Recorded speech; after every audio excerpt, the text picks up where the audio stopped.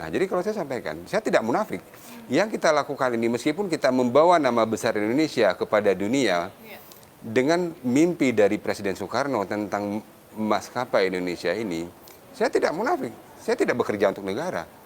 Tapi yang saya hanya sampaikan adalah, jika yang kami lakukan di Kelip Holding ini dengan semua proyeknya kami memberikan manfaat bagi negara, memberikan keuntungan bagi masyarakat, disitulah kami alhamdulillah.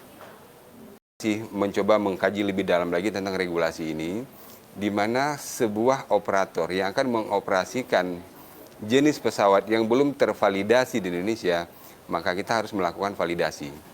Nah, kalau kami dibebankan sendiri untuk melakukan validasi terhadap unit pesawat dengan seri tersebut yang belum tervalidasi di Indonesia, kami akan berpikir kembali. Tapi kalau Kementerian Perhubungan dan Kementerian Perdagangan di sini mau ambil andil, melihat ini adalah sebuah peluang untuk Indonesia, kita bisa berkolaborasi. Nah, terkait dengan hal ini, Pak, prosesnya sudah sampai mana? Nah, saat ini kita masih berdiskusi dari tim pengembangannya kita.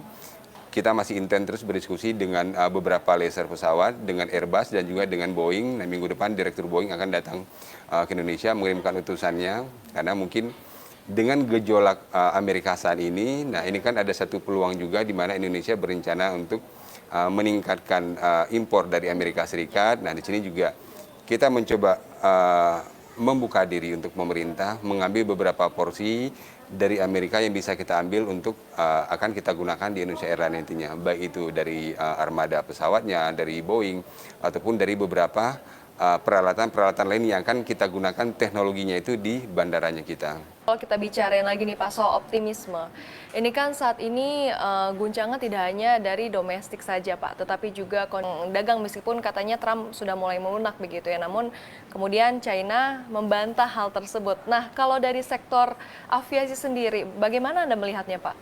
Nah, sebenarnya gini, kalau kita coba runut kembali, sejak kapan sih dunia ini pernah baik-baik aja? Sejak pertama diciptakan, dunia ini nggak pernah baik-baik aja. Yang namanya gejolak itu selalu ada dimanapun, kapanpun. Tinggal bagaimana di sini adalah kita mencoba mengambil peluang ini. Kalau kita menunggu sampai dunia baik-baik aja, dunia nggak akan baik-baik aja.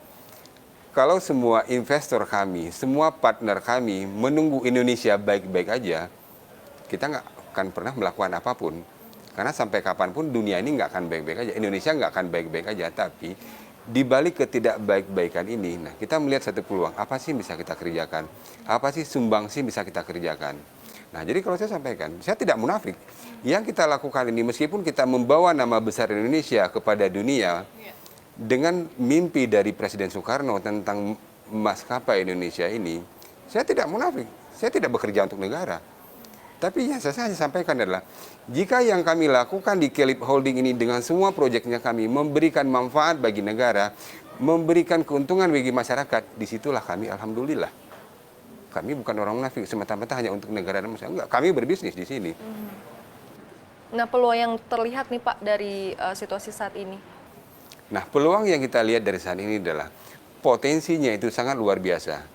Dengan adanya gejolak antara Amerika dan Cina saat ini, nah, salah satu partner kami juga dari China. Nah, salah satu vendor kami juga dari Amerika.